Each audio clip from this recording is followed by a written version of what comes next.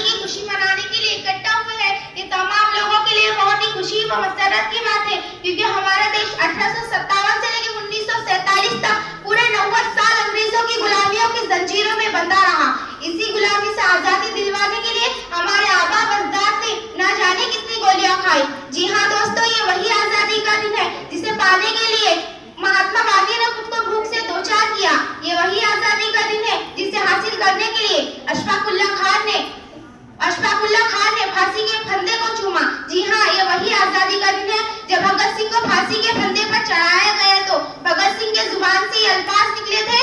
अब भी जिसका खून नहीं खौला वो खून नहीं पानी है, अब भी जिसका खून नहीं खौला वो खून नहीं पानी है, जो देश के काम ना आए वो बेकार जवानी है। हिंदुस्तान की तारीख बोल रही है कि मुल्क हिंदुस्तान को आजाद करवाने में बुजुर्गों का ही नहीं बल्कि बच्चों से लेकर बुजुर्गों तक एक अजीम रो रहा है। खुदीराम बोस 17 साल की उम्र में अपनी जान को निछावर कर दिया। आज हर तरफ से आपको मुबारकबाद दी जा रही है, देशभक्ति का सबूत दिया जा रहा है और हमारी खुशकिस्मती है कि मुल्क हिंदुस्तान में हिंदू, मुस्लिम, सिख, ईसाई सब आपस में मिलकर हिंदुस्तान